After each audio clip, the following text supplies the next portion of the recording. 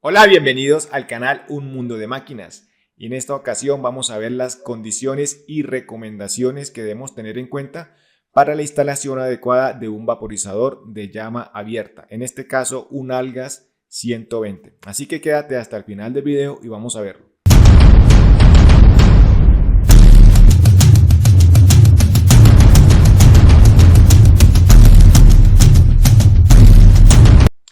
Bien, para poder explicar un poco fácil qué debemos tener en cuenta en una instalación, les traje esta imagen donde tenemos un montaje básico con un tanque y un vaporizador de llama abierta.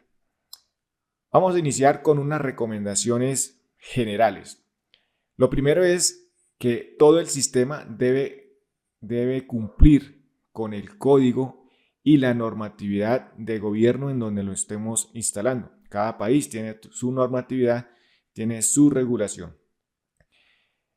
Como segunda medida, es importante tener en cuenta que las tuberías que se trabajen cumplan con las condiciones de los diámetros y medidas recomendadas para tanto para líquido como para la fase de vapor.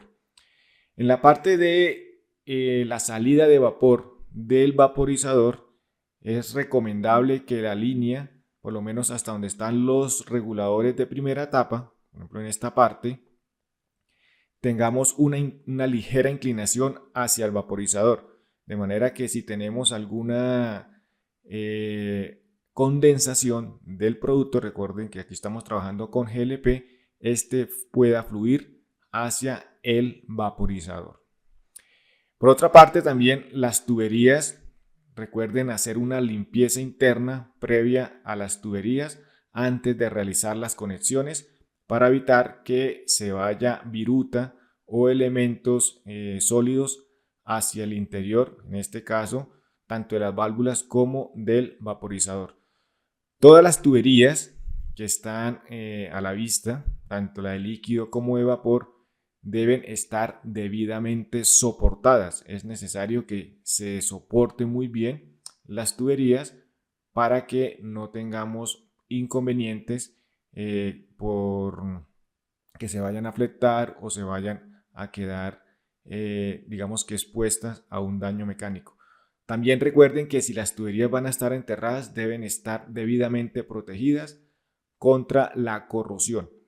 Esto principalmente para las de vapor. Sin embargo, lo recomendable es que estén a la vista. Las de líquido, si van a estar bajo cárcamo, es decir, sobre una zanja en concreto, pues deben estar debidamente protegidas también contra la corrosión y deben estar ventiladas estos cárcamos. Bien, ahora sí vamos a iniciar un poco ya en particular. Entonces recuerden que del sistema para que funcione un vaporizador se compone principalmente pues, de un tanque de almacenamiento, una red de líquido, que es la que tenemos acá de color blanco, y una red de vapor, que es un bypass del mismo vaporizador para en caso de un mantenimiento. Ya lo vamos a ver un poco más a fondo más adelante. Y adicional, se tiene pues el vaporizador y el sistema de regulación y filtrado.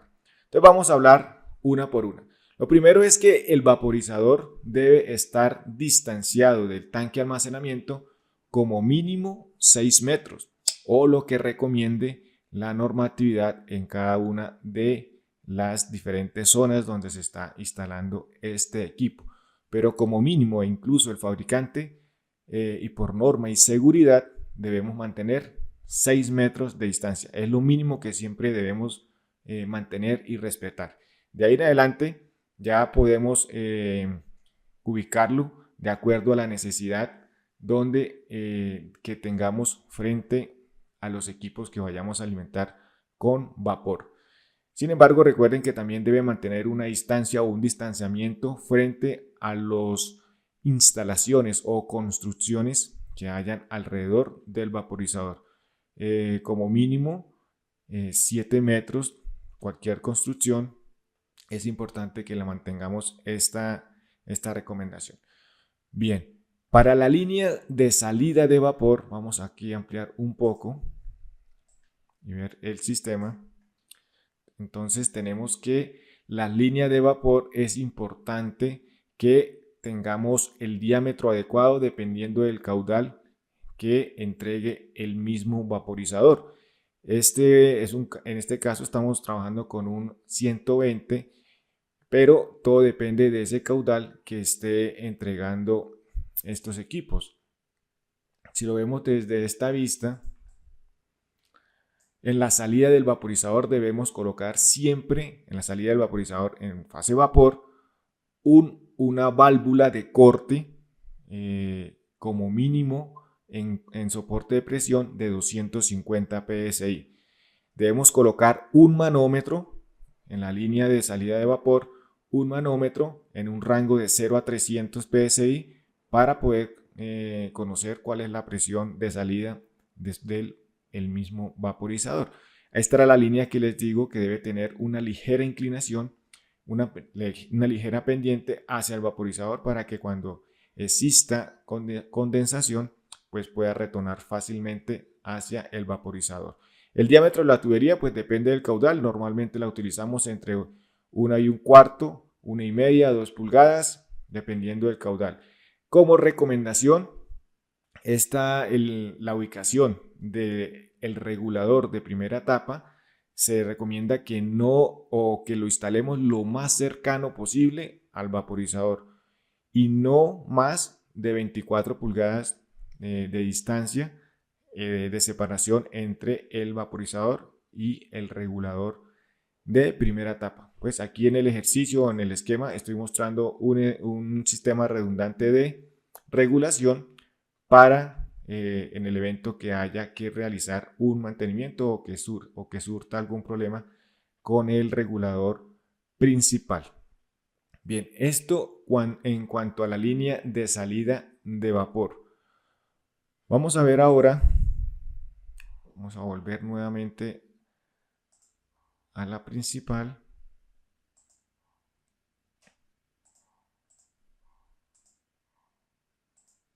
Y acá retornamos. Bien.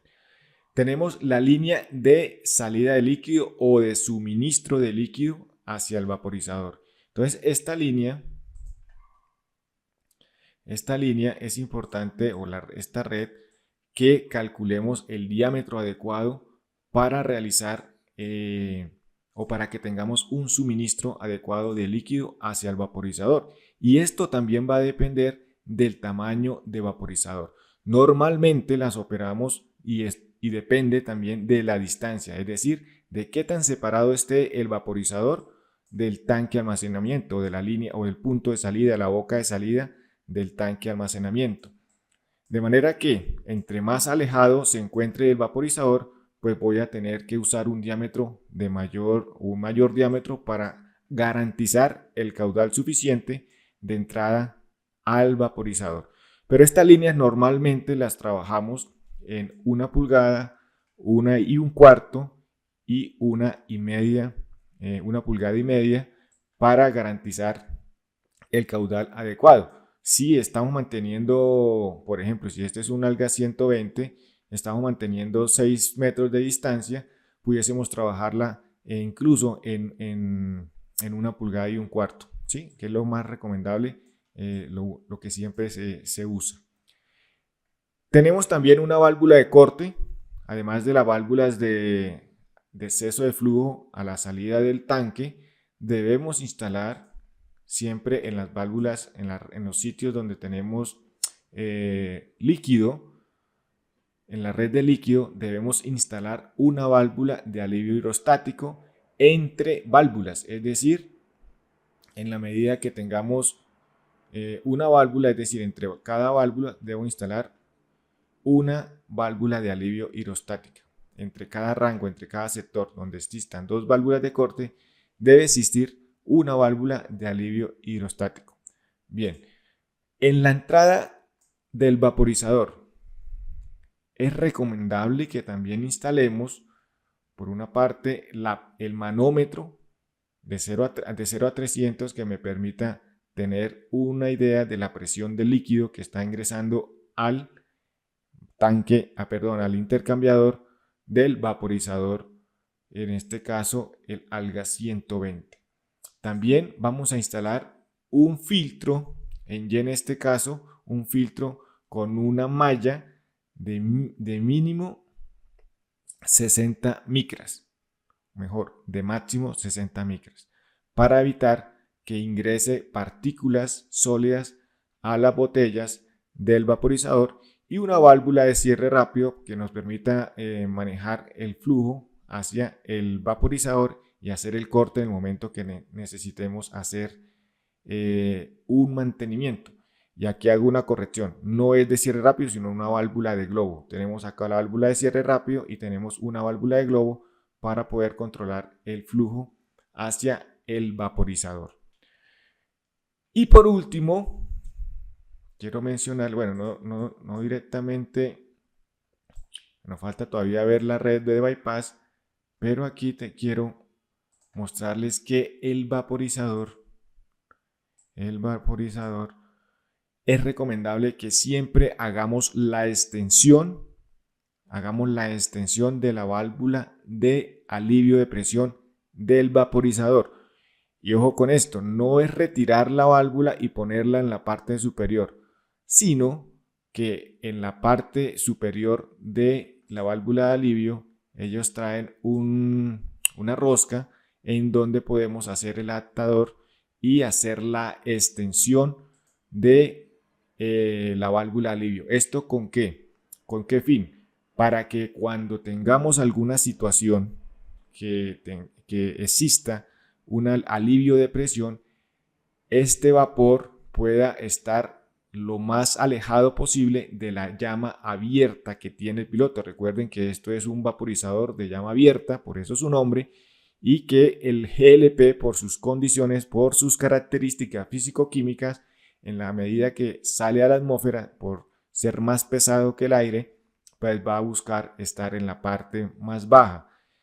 Por esto buscamos que cuando haya un alivio de presión en el vaporizador siempre esté lo más elevado y que las corrientes de aire puedan retirar o evacuar esta cantidad de GLP en fase vapor, para evitar que entre en contacto con la llama abierta que está en el quemador y tener accidentes. Esto es por seguridad. Bien. Tenemos la línea de bypass del vaporizador. Esta línea de bypass es una toma de vapor desde la parte superior del tanque, como la que vemos acá. Esta línea, pues tomamos vapor y debemos colocar pues, una válvula de globo o una válvula de cierre rápido y el regulador en este punto, que nos va a permitir regular la presión de salida de vapor hacia el equipo que esté consumiendo vapor. Esta línea que conocemos como bypass del vaporizador la debemos conectar aguas abajo al regulador de primera etapa de la salida del vaporizador. Esta línea normalmente se usa para cuando necesitamos hacer un mantenimiento del vaporizador y no podemos dejar sin funcionar el equipo. Hay algunos sitios donde no se hacen algunas paradas o cuando entra en falla o que no se ha hecho los mantenimientos preventivos correspondientes y se tiene que hacer un correctivo, pues se pueda suspender el vaporizador y pueda continuar funcionando con el vapor natural que entrega el tanque. Ojo con esta aclaración. Lo más recomendable es que para que funcione de manera adecuada un sistema con vaporización forzada, es decir, con un vaporizador de llama abierta, la línea de vapor de bypass, es decir, la que viene del tanque de almacenamiento por la parte superior, no debería estar funcionando al tiempo con el vaporizador. ¿Por qué? Recuerden en el video que expliqué el funcionamiento del vaporizador y si no lo han visto, aquí en la parte superior les dejo el link para que vayan y vean cómo funciona un vaporizador. Recuerden que la entrada de líquido hacia el vaporizador depende de la presión que tenga en el tanque. Es decir, el flujo de líquido hacia el vaporizador depende de gran manera de la presión de vapor que existe en el tanque de almacenamiento. De modo que si yo estoy retirando vapor al tiempo, pues lo que estoy haciendo es liberando presión. Y de una u otra forma, pues estoy evitando que fluya de manera permanente y de manera adecuada la cantidad de líquido hacia el vaporizador. De modo que lo recomendable es que esta línea esté cerrada, o es decir, no esté operando cuando esté en funcionamiento el vaporizador. ¿Hay alguna recomendación o alguna forma que en algunos sistemas se puede realizar? Y eso depende del funcionamiento. Y es que se puede dejar abierta, pero este regulador debe tener al menos 2 o 4 psi, estar seteado la presión de salida 2 o 4 psi menos que los reguladores que están con el equipo de vaporización. ¿Para qué? Para que sean el vaporizador el que esté trabajando y esta línea se mantenga sin funcionamiento y evitar que la presión del vapor fluya. De manera que de manera automática ingresarían a funcionar cuando haya un cierre o un daño en los reguladores de primera etapa conectados con el vaporizador.